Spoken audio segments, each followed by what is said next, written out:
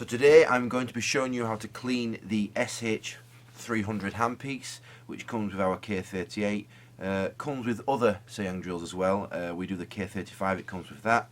Very nice handpiece made from stainless steel and a very good weight, which is also very important in these. We found in these handpieces. You can't have it too light, but also at the same time you can't have it too heavy because you don't want it to ache your arm after use. This is a perfect balanced weight, and you know. And for heavy duty use, you can use it all day, every day, and as long as you keep on top of the cleaning, it will last a lifetime. This is what I'm going to show you what to do today. So the bit we're going to be cleaning today is the actual nozzle, where the bearings sit inside. This bit houses the motor, which spins around. If you look closer, you can see the little blue fans there. That's the motor's beneath that. But when the blue fans are spinning, that means your motor's in use. You can clean down there actually, just give it a good wipe. And something I'll be coming to later is our, well, it's a compressed air in a can basically, and you can fire some of that down here and clean any debris. But not to worry too much about getting to the motor. As long as your cover's over it, you'll be absolutely fine. It's the end we need to concentrate on, this bit down here. So when you get these handpieces, we supply them, and I think most people do, with two tools. Very interesting shapes. One of them looks a bit like a house, you could argue, and both are equally as important as the other. And the next tool is like a multi-tool, has a few different functions on it. The most important we're going to be using is the hook on the end, and like a small triangle type shape in the middle of the multi-tool there. So the first thing we'll be doing is taking the actual nozzle off, so we can access the chuck for cleaning. The chuck and the bearings sit inside this nozzle here.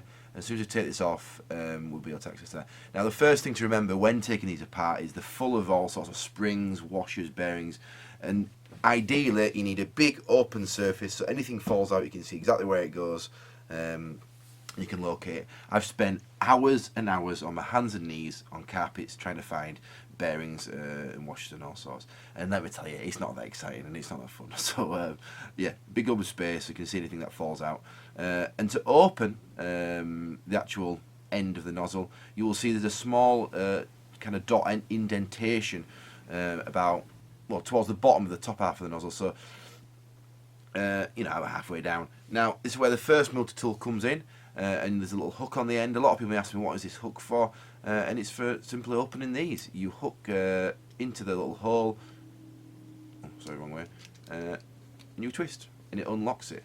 The last thing I want to be doing is getting any pliers or anything on here, because you're going to scratch it and you can always damage it. So use the hook into the hole, twist, and it's off.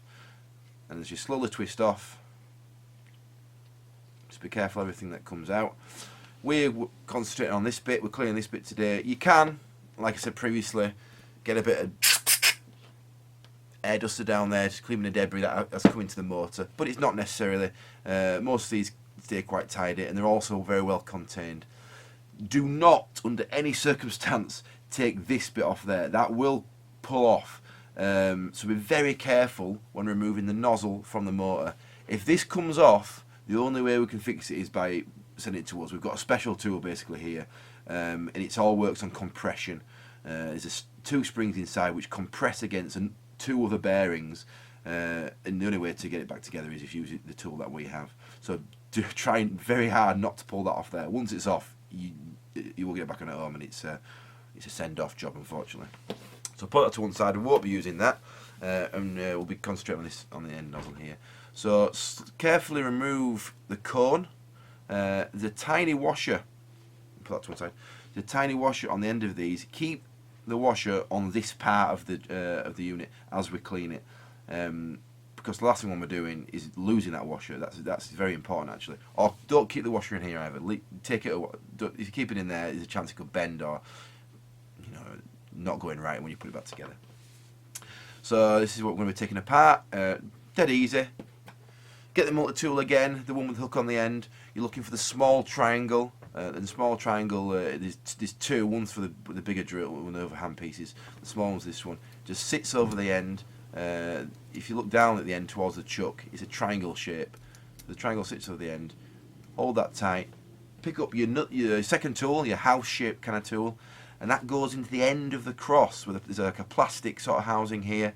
It's very important you use this tool for this job. If you start putting a screwdriver in the end of this plastic sort of coupling here, you could really churn up the cross shape.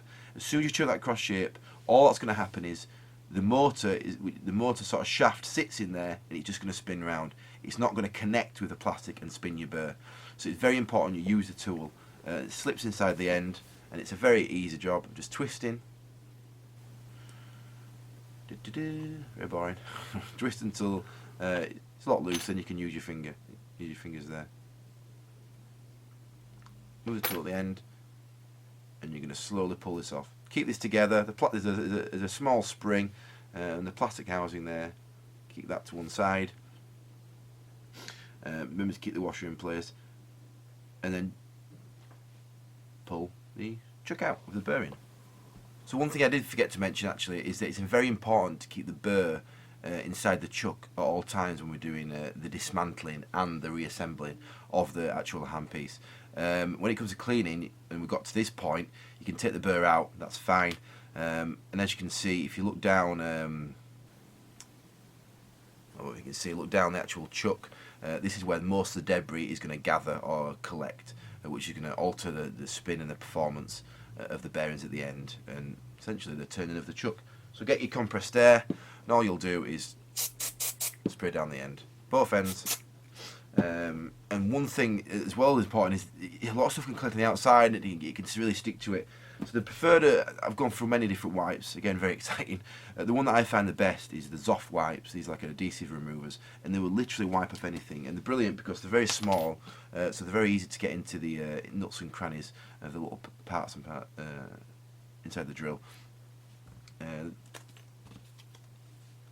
wipe clean pretty much anything really, and both the wipes and the dust. I'll put links in the bottom of the video, and you can go purchase them. We don't actually sell these, we get them from a party. So I'll put links to third parties where you can get these from.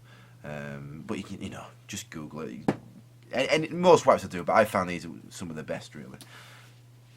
Putting it back together. So you've cleaned this. You can always give your the other end of the drill. Make sure you don't use that washer. A bit of a spray as well. The chance of getting anything in here pretty slim. But whilst you've got the actual compressed air out and your wipes out, wipe down your sides like this. One thing you'll never need to do as well, these handpieces, is use any sort of oil. They're all the oil's contained in this sealed unit at the end here, so they'll never really get out. It's all pretty tight in there, so you never to oil anything like that. It lasts a lifetime really without doing anything like that. Just keep on top of your clean, you'll be fine. Right, put it back together. Place your burr back in. Very important. If you don't place the burr back in, when you come to tighten this, it will tighten too much. And you'll never get a burr back in again. You'll have to undo it again and unscrew everything and do it back. So place your burr in the end, then you chuck in the end of the drill there. Get your little plastic and spring sort of coupling, that slips in the end, and it's basically the reverse of what we did before. The little triangle on the end of the chuck, your little house tool, as it will now be known, slips in the end, and turn away. Very important not to over tighten these. Turn until it stops, and that's it. And it stopped. Once you start over tightening it, you're going to damage the thread inside, which again could damage the turn of the drill. The nozzle back on. Natural motor onto the end, and again twist and do it over tighten. Twist till it stops. Get your little hook. And just reverse what you did before. Tiny little bit of tighten, and we are good to go. Just test it. There you have it, the cleaning of the SH300 handpiece. It's all about your working hours, how often you clean it. If you're working with it every single day in, day out, you might want to clean it definitely once a month. Or if you don't use it as frequently, once every few months will be absolutely fine.